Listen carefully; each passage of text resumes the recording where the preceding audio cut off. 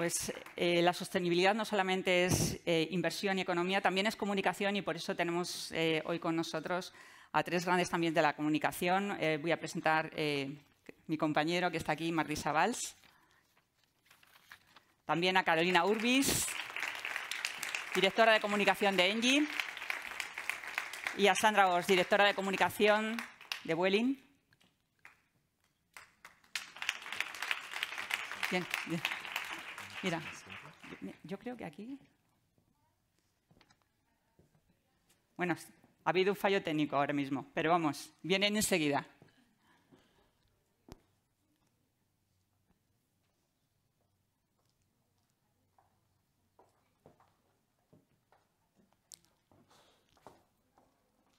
Carolina. ¿Qué tal? ¿Cómo estás? ¿Qué tal? Carolina es la directora de comunicación de Vueling. ¿Sí? Ay, perdona. Sandra. Bueno, ¿id tomando sitio si queréis? ¿Sí? Nos sentamos, sí. Yo diría que sí. ¿Sí? ¿Qué tal? Gracias por venir ante todo. Sé que vosotros sois amigos. Sí, nos conocemos. Nos conocemos. Que os conocéis mucho. Marisa Valls es el director de información financiera de Prensa Ibérica. Gracias por venir de nuevo. A ti. Ya está haciendo un poquito de tiempo esta. Carolina. Hola. ¿Qué tal, Sandra? ¿Cómo estás? Hola, Sandra. ¿Qué tal? Comentábamos que en esto de la sostenibilidad no solamente es importante...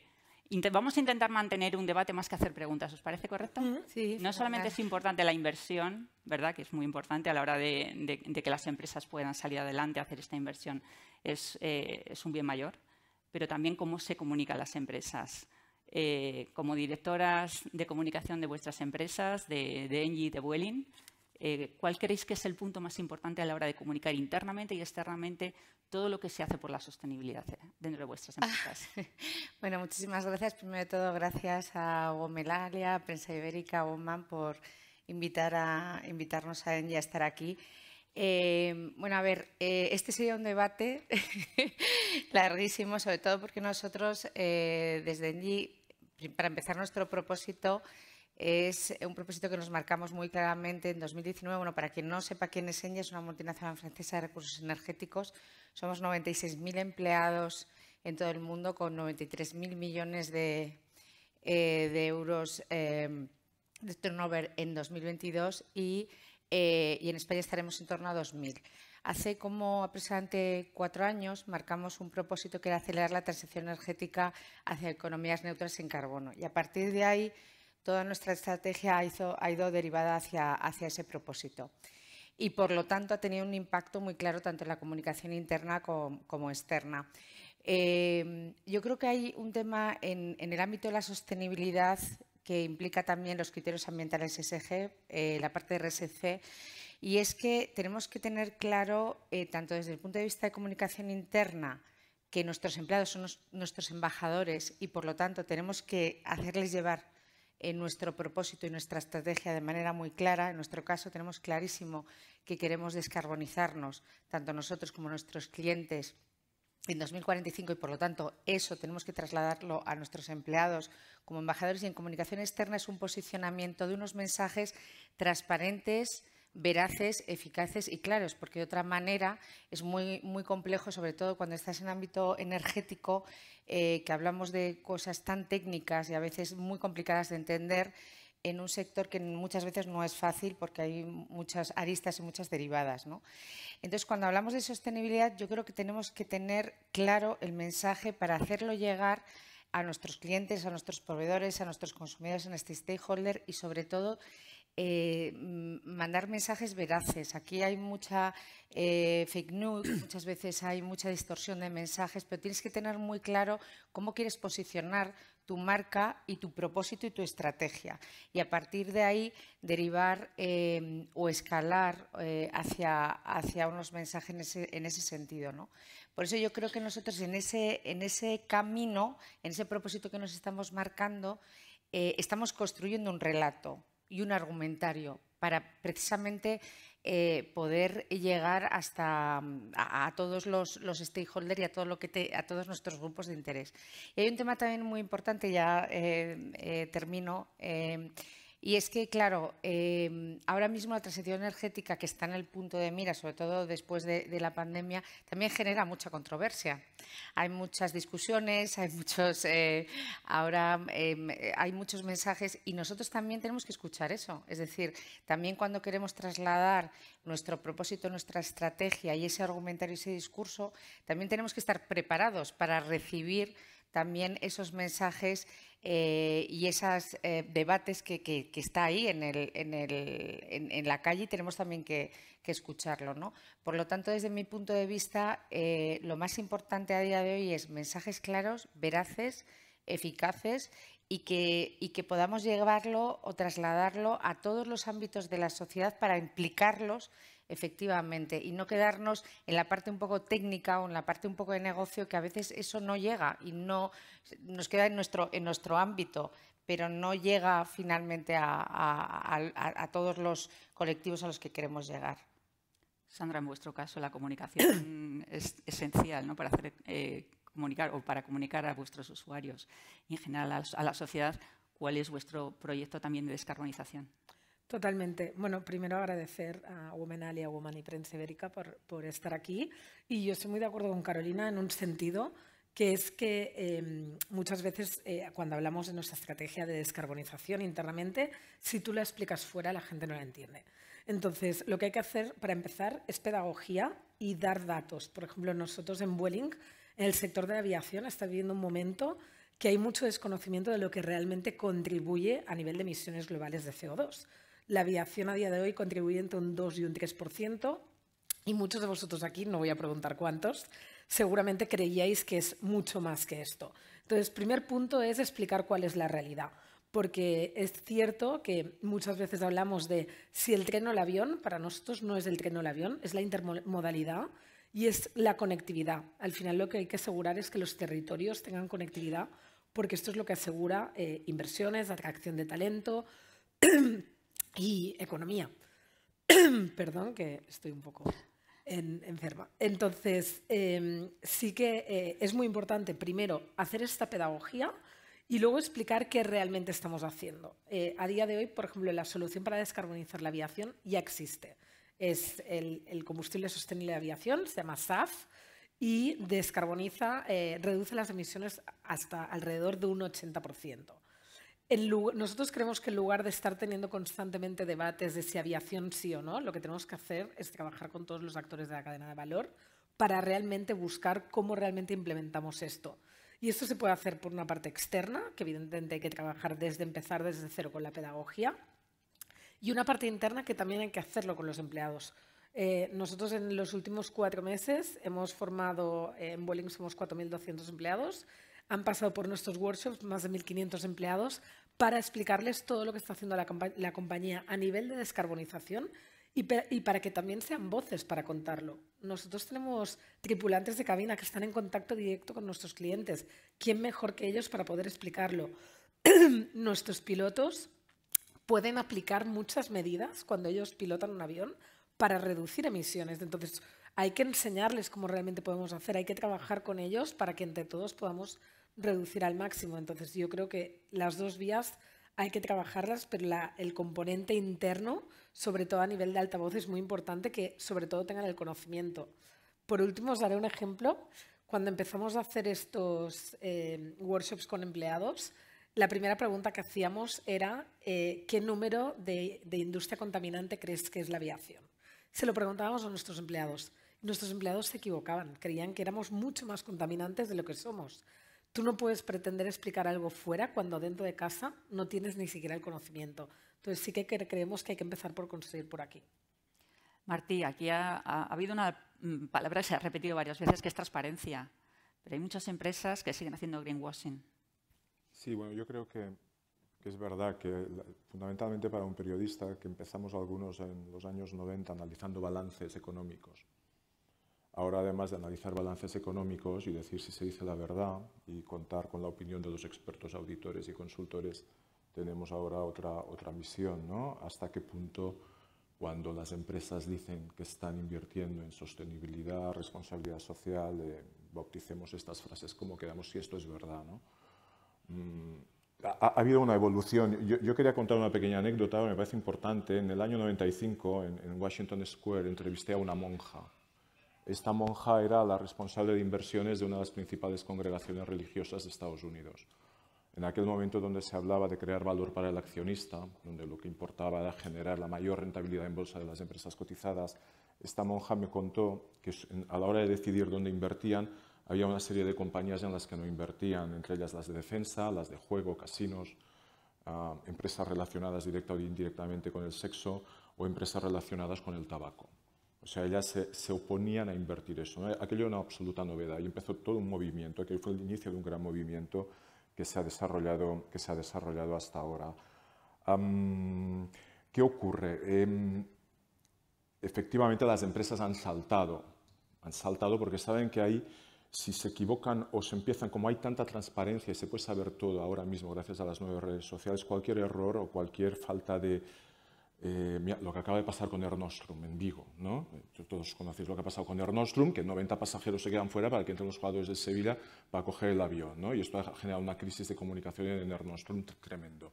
Bueno, si, por ejemplo, mañana se demuestra que los agricultores que están recogiendo el cacao en Costa de Marfil o en Ghana están siendo maltratados y los principales productores de chocolate del mundo, algunas grandes empresas suizas, etcétera, sufrirán mucho. Lo mismo, o sea, la información fluye de una manera muy rápida y esto obliga a las empresas a cada vez estar mucho más atentas y a evitar este greenwashing, pero todo se va a acabar sabiendo. Hoy por hoy, una mala decisión empresarial o la mentira a la hora de decir que se hace una cosa que es sostenible y luego resulta que no lo es, puede tener un efecto perverso sobre las mismas acciones de esta empresa en bolsa o sobre sus ventas. Y yo creo que esto el mercado, más allá del intervencionismo público que puede adoptar las leyes que quiera, el mercado decidirá, ¿no? Los stakeholders, que ahora se habla de stakeholders, que esto se usaba mucho siempre en Alemania, ¿no? Todo lo que hay alrededor de una empresa. Y esto está muy bien, porque ahí vamos a poder auditar desde el principio hasta el final si una empresa está haciendo bien las cosas en toda la cadena de valor. O sea, que eso es fundamental. Yo quiero decir una cosa que ha dicho Martín. Martín Isabel. Yo estoy totalmente de acuerdo, hablando del greenwashing, que es una palabra que he aprendido hace relativamente poco. O sea, yo quiero plantear, o sea, por ejemplo, si hablo desde el punto de vista de Engie, Engie es una empresa energética que viene de una gasista que tiene que cambiar su cartera, ¿vale? Para llegar a descarbonizar absolutamente nuestra cartera. Y por otra parte, nosotros también trabajamos, sobre todo para cliente industrial, para descarbonizar su industria, ¿no? Es como los dos ejes ahora, por resumir muchísimo y trasladar un mensaje fácil a quien nos está escuchando, ¿no? Pero estoy totalmente de acuerdo que ahora está ocurriendo una cosa en términos de comunicación e información, y es que como la sostenibilidad ha estado tan manida, y es un término, ya veremos como dentro de un año la inteligencia artificial estará igual de manida que ahora la sostenibilidad en estos momentos, ¿no? Porque ahora vamos a empezar a hablar de inteligencia artificial. Entonces hay un riesgo muy alto y yo creo que el consumidor, cliente, proveedor, stakeholder no te va a perdonar en ningún caso que tú hagas algo por el cual vayas por la puerta de atrás. Porque yo creo que como estamos en un momento en que estamos sobreinformados y ahora mismo hay tantos impulsos, no sé cómo decirlo, inputs, que recibes tantísima información de tantos canales, la gente puede estar muy bien informada. También puede estar muy desinformada, es decir, que tienes los dos ámbitos. Pero para mí, efectivamente, y es muy importante lo que ha dicho, ¿no? De cara a que hay que tener muy claro lo que quieres contar sin hacer un greenwashing y tener claro el impacto perverso que puedes tener al contrario si no lo haces desde una veracidad o una creencia clara de tu propósito, tu estrategia, ¿no? Y esto también al hilo, por dejarle a Sandra, que es un tema que también a mí, desde el punto de vista de comunicación, me preocupa bastante, es la cantidad de canales y la cantidad de plataformas en la cual tienes que estar pendiente de todo el tipo de información, que eso ha cambiado hace 4 años a raíz de la pandemia, ¿no? Que también hace que en ese momento tengamos que estar también muy pendientes de lo que en todo momento se está planteando, ¿no? Pero me ha parecido un punto muy interesante sobre el hecho de que la información realmente tiene que ser veraz y transparente. Pues ahora que lo dices, ¿cómo gestionáis el mundo de las redes sociales y de las plataformas para generar una buena comunicación, tanto con los clientes como con el exterior y con vuestros propios empleados, que son los primeros, ¿no? Que son embajadores de la marca? Yo creo que al final las compañías tienen que tener una estrategia de contenido, decidir de qué quieren hablar, por qué ser conocidas y luego coger este contenido y definir cómo lo explico en cada uno de los canales. Todo se puede explicar en todos sitios. Yo hay días que el equipo me dice, no, es que esto en TikTok no se puede explicar. No todo se puede explicar si tú encuentras la fórmula de llegar a ese público. Entonces, creo que al final lo importante es tener muy clara la estrategia de contenido, por qué quieres ser conocido, qué quieres que digan de tu marca y a partir de allí construir todo el relato. Yo quiero añadir un poco a lo que decía Martí. Para mí el gran problema de las redes sociales que nos estamos encontrando es todo el tema de fake news. A día de hoy, yo cuando alguien me manda un WhatsApp con un screenshot de algo que se ha publicado en Twitter, lo primero que le digo es ¿de dónde lo has sacado? Claro. Porque con la inteligencia artificial puedes generar una imagen en un segundo de lo que tú quieras y a nivel de información se necesitan mucho los medios serios y transparentes porque hay mucha falta y realmente tenemos tanto los fake news como el clickbait, que es el otro gran drama, que cuántas veces ves un titular, abres la noticia y no tiene nada que ver lo que está contando con lo que decía ese titular. Entonces, realmente esta es una parte que hay que trabajar mucho porque lo que corre como la pólvora no es algo positivo, lo que corre como la pólvora, y yo pongo un ejemplo, aerolíneas, evidentemente hay disrupciones, evidentemente hay que mitigarlas, pero a veces pasan cosas, hay tormentas, y a veces ves titulares que dices, se acaba de hacer una bola que me acaba diciendo alguien, oye, ya he visto que os ha pasado esto, y digo, no tiene nada que ver con lo que ha pasado. Entonces, sí que yo creo que hay un ejercicio personal de realmente ser muy exigentes, de verificar qué estáis leyendo, de ver de dónde sale esta información, porque es bastante increíble la cantidad de cosas que están corriendo que no son ciertas o que están distorsionadas. No, estoy totalmente de acuerdo. Ahora mismo estamos en un momento donde habéis hablado de sobreinformación y la pregunta que tú haces es la que hacemos todos. ¿Pero esto quién te lo ha dicho? ¿De dónde lo has sacado? ¿Dónde lo has leído? No, en Internet o en Twitter. O bueno, ya, pero esto es una red. Pero detrás de esto, ¿qué hay? ¿No? Con lo cual esto va a exigir a empresas y a periodistas también, sobre todo los que trabajamos en medios donde hacemos bien las cosas y queremos hacerlas mejor, un sobreesfuerzo, porque antes esto no era así. Entonces hay una cantidad de canales y una cosa que te sorprende es que yo no entiendo a la gente el tiempo que tiene para mirar, está en todos los sitios, ¿no? Yo creo que esto hay que hacérselo ver, ¿no? O sea, realmente cuando vas por la calle, ayer cruzaba un paso peatones, un chico delante mío estaba viendo, no sé qué se estaba viendo, chico, es que te van a atropellar, date prisa, nos atropellarán a todos, ¿no? Yo espero que eso se vaya regulando y equilibrando un poco, ¿no? En todos los sentidos y yo creo firmemente en el poder del mercado que al final todo se acaba. Bueno, los buenos, por decirlo de alguna manera, seguimos adelante y los que mienten y tal acabarán perdiendo, ¿no? Y estamos en un momento donde un poco de pausa y un poco de no creerse todo lo que te dicen, ¿no?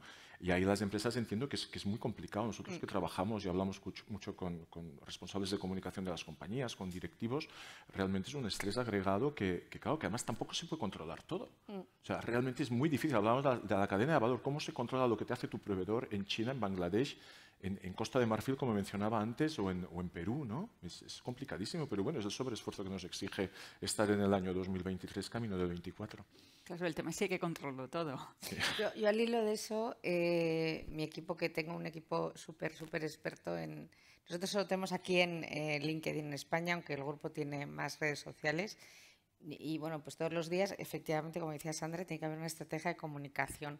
Pero claro, te sorprende porque de repente te ibas, no sé, te inviertes una pasada en hacer el vídeo más bonito del mundo mundial y te parece yo lo hablo mejor porque soy más mayor o lo veo desde otro punto de vista, ¿no? Y entonces yo digo, ay, vamos a publicar esto en LinkedIn, que me parece, vamos, lo más y no lo ve nadie. Y de repente colocas otra cosa totalmente distinta y lo petas, ¿no? Entonces, ahora mismo, efectivamente, hay que estar muy pendiente de cuál es tu estrategia de comunicación, más allá de lo que quiere proyectar tu marca y demás, y tu reputación, que eso yo creo que lo tenemos bastante claro en el ámbito de comunicación, y luego ya en base a eso vamos preparando los contenidos.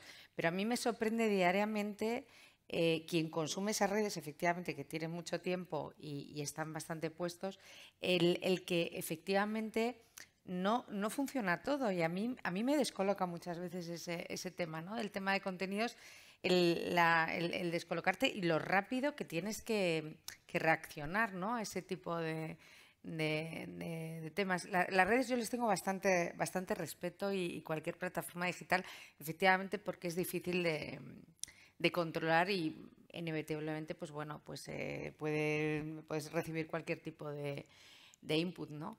Pero es verdad que esto va muy deprisa y vamos a tener que ponernos mucho más las pilas aún.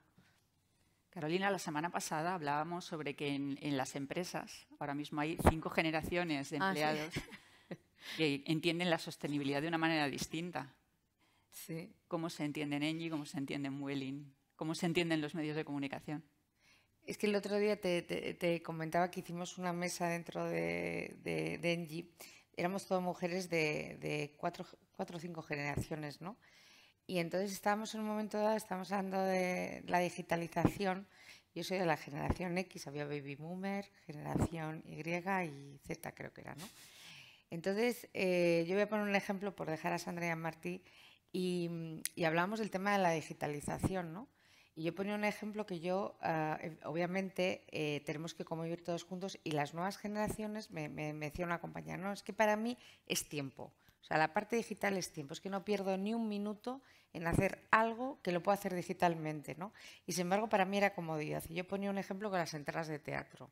Yo voy mucho al teatro y yo las sigo imprimiendo. Y me decía, bueno, es que a mí me es impensable, no es ya por imprimir el papel, sino porque es tiempo y sin embargo yo lo planteo desde el punto de vista de comodidad, ¿no? Y está muy bien porque convivir en esas diversas generaciones te hace alimentarte mutuamente, pero me pareció un punto súper interesante el decir cómo yo veo la comodidad y cómo las otras generaciones ven el tiempo, ¿no? Y bueno. Bueno, yo muy parecido a esto diría un poco lo que hablábamos de los contenidos, de tú tienes que decidir de qué quieres hablar y cómo lo vas a explicar a cada generación. Nosotros el otro día montamos para el equipo una formación porque se habla mucho que la inteligencia artificial va a sacar el trabajo a los que nos dedicamos a comunicación. Yo no puedo estar más en desacuerdo, pero sí que creo que la gente que no sepa utilizar la inteligencia artificial va a tener un problema para competir en el mercado profesional en este sentido. Entonces, el otro día montamos una formación que era cómo podemos optimizar mucho trabajo del que hacemos para dedicar más tiempo a pensar cómo hacemos las cosas, a ser más estratégicos. Y evidentemente había gente de todas las edades en este grupo. Y es verdad que hubo muchas diferentes reacciones, pero al final creo que también las compañías tienen que tener un poco unos valores, una forma de hacer y se entendió mucho que todo esto tenía el mismo objetivo. Hay gente que le costará más o menos, pero al final lo que tenemos que hacer es que todos realmente sigan la misma dirección. No, yo creo que no. Una empresa tiene que tener un poco de todo, ¿no? En la diversidad está la riqueza. Ya no solo en diversidad de género, sino diversidad generacional, donde habrá gente de 20 y tantos años, y todos hemos tenido 20 y tantos años, donde tienes una energía y tienes una capacidad de ver las cosas y una intuición que es muy distinta a la que puede tener una persona de más de 50, de 60, donde ahí hay un pozo y una historia y un conocimiento de lo que ha habido antes, ¿no? Yo creo que ahí lo importante, lo que tienen que hacer las empresas fundamentalmente, y sobre todo las empresas ya con un bagaje, con unos cuantos años de historia, es precisamente aunar y combinar todas estas generaciones y aprovechar lo mejor de cada persona y el talento de cada persona, ¿no? Y probablemente en la mesa de redonda posterior hablaremos del tema del liderazgo femenino específicamente, ¿no? Y yo creo que esto lo estamos descubriendo y está siendo una gran victoria. Yo creo que nos tenemos que alegrar mucho como personas que trabajamos en empresas importantes. El caso vuestro es claro, la historia de Engie es una historia apasionante en Francia, ¿no? Todo lo que se ha hecho es espectacular a nivel corporativo. O sea, que ya basta también de estar fustigándonos, sino que miremos dónde estamos ahora y dónde estábamos hace 40 años. El peso de la mujer en el lugar de trabajo, dónde estaba hace 40 años y dónde estaba ahora. Luego me gustaría hacer alguna mención sobre la nueva Premio Nobel de Economía, Claudia Goldin, ¿no? Ella ya percibió y avisó y dijo lo que se tenía que hacer. Es que es espectacular. Entonces vamos a intentar mejorar desde donde estamos para seguir avanzando, ¿no? Y rectificando los errores que cometemos. Y sobre todo algo que es fundamental, que lo habéis mencionado al principio, la transparencia para mí es clave. O sea, yo creo que el éxito de cualquier empresa, y también empresas y personas y sociedades, es la transparencia. La capacidad de decir, me he equivocado, he hecho las cosas bien o me he equivocado de una forma normal y constante y de poder compartir con las personas que nos rodean todo eso, ¿no?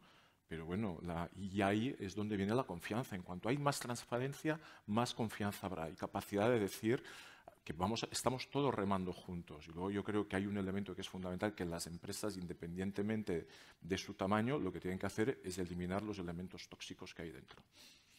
Os voy a pedir a cada uno de vosotros un caso de éxito empresarial en el que una cobertura mediática haya generado un positivismo, ¿no? en la política de RSC. Carolina. Bueno, nuestro caso más reciente es la construcción. Teníamos muchos y como me tenía que preparar un caso, afortunadamente tenemos muchos ahora mismo, pero el caso más reciente ha sido la inauguración de la planta termosolar de uso industrial más grande de Europa en Sevilla, para la fábrica de Heineken. ¿Y por qué para mí es un caso de éxito? Tiene muchos elementos, ¿no? Ojalá que firmáramos muchísimos Heineken, pero tiene desde un punto de vista de impacto mediático. ¿Por qué? Porque para mí aúna efectivamente todo lo que hemos estado hablando de veracidad, de estrategia, de propósito, de lo que Engie quiere hacer, ¿no? Y es descarbonizar a una gran, en este caso Heineken, que tiene unos propósitos muy claros, descarbonizar en menos, la construcción fue en 12 meses, para que el 60% de su consumo de gas fósil se redujera y 7.000 toneladas de CO2 creo que era menos contaminante. Entonces, ha tenido muchísimo impacto por la novedad de la tecnología, por lo grande que es la planta, porque además ha sido muy rápido, no es un proyecto que llevas, sino que en 12 meses la construyes y automáticamente ya estás descarbonizando, ¿no? Tu proceso industrial. Y ha tenido mucho impacto precisamente por eso. Es verdad que este tipo de proyectos luego tienen el revés. Y es que, claro, son proyectos tan complejos de ponerlos en marcha que ojalá pudiéramos hacer muchos. En este caso, pues teníamos, había una subvención del IDAE y, bueno, y una clarísima estrategia por parte de Heineken, que eso es lo que estaba comentando antes de los clientes, de cuál es su propósito, ¿no? Pero para mí ha sido un claro y ha tenido también un impacto desde el punto de vista de atracción, que no hemos hablado de este tema y no sé si habrá tiempo, ¿no? Pero desde el punto de vista no solo de marca de reputación, sino de atracción de talento, porque al final se posiciona tu compañía efectivamente en lo que se alinea o se posiciona y se alinea con tu estrategia y con tus valores. Y lo que estás contando lo estás ejecutando. Y para mí ha sido un caso realmente que ha sido muy satisfactorio desde el punto de vista de comunicación. Sandra, un caso de éxito de comunicación de Vueling. Bueno, yo creo que siendo una aerolínea hay una parte que no es tan obvia porque muchas no lo hacen, pero al final tenemos un medio de transporte que puede ayudar en muchas ocasiones, como cuando hay conflictos, como lo que pasó en Israel, que cuando todas las compañías estaban cancelando, nosotros decidimos mandar un avión vacío para que subiera todo el mundo que quisiera salir y para recuperar a nuestra tripulación, porque al final tienes empleados que estaban allí. Fuera de todo esto, por ejemplo, hay un tema que a mí me enorgullece y es algo que a día de hoy no hemos explicado mucho y que tenemos que explicar más. Es algo que nos queda por hacer, pero, por ejemplo, somos la aerolínea que transporta más órganos para donaciones, para trasplantes a otras personas. Y esto también, evidentemente, Vueling opera muchos vuelos al día, pero también incluso afecta a la operativa, se retrasan vuelos por este motivo, evidentemente hay una prioridad. Y es algo que yo no llevo tanto en Vueling, nunca se ha explicado mucho y para mí es un factor mucho de orgullo que creo que, un poco volviendo a lo que decíamos antes, se puede explicar de muchas formas a muchos diferentes públicos, porque al final creo que todos nos gustaría saber que esto lo facilita. Hay muchos órganos que, necesitando una rapidez, de una coordinación con hospitales, con la Organización Nacional de Transportes, que creo que es un factor de orgullo porque siempre estamos hablando de cuánto puedes contaminar, creo que cuando hablamos de sostenibilidad hablamos mucho de la E, pero toda la parte de la contribución social, por ejemplo, en el caso de la aviación, creo que todos nos acordaremos en el momento del COVID. Es el momento que nos dimos más cuenta que era necesario poder movernos, estar cerca de la gente que queríamos, poder conectar. Entonces yo creo que hay este valor que hay que explotarlo más y explicarlo más porque a veces creo que se nos olvida. Incluso a nosotros lo damos por hecho muchas veces. Martí, te voy a pedir un consejo para la Cristina de Ángel. Si tienes una pequeña empresa, ¿qué le dirías? ¿Qué es lo que tiene que comunicar a nivel de sostenibilidad, a nivel financiero? Lo primero que tiene que hacer una empresa que empieza es rodearse de buena gente. Y con la buena gente las cosas salen solas. Tener el proyecto claro, saber cómo venderlo, buscar a los buenos proveedores e intentar hacer el trabajo. O sea, yo creo que hay que empezar. Lo más sostenible para empezar es hacer bien el trabajo y rodearse de un buen equipo y las cosas van fluyendo y controlar esto, insisto. A veces la sostenibilidad es algo tan sencillo como eso. Hay que ganar dinero cuanto antes, porque si ganas dinero es cuando vas a poder invertir más. No hay nada mejor que invertir creciendo, creando empleo, aportando una parte de los beneficios a algo esto que se llama tan etéreo, que es el dividendo social. O sea, es mucho sentido común, ¿eh? En el fondo podemos poner el nombre sostenibilidad, responsabilidad, pero la gente que hace bien, las empresas que hacen bien las cosas, los empresarios que han hecho bien las cosas, las llevan haciendo desde hace muchísimos años, antes de que nos inventáramos todo este paquete de textos y de literatura alrededor de eso. Me quedo con esto último, rodearse de buena gente y hacer bien las cosas. Muchísimas gracias, Carolina Ubis. Gracias. Sandra Ors, muchísimas gracias. Y Martí Sabal, muchísimas gracias. Y terminamos a -10. Perfecto. Muy bien. Gracias a todos. Gracias.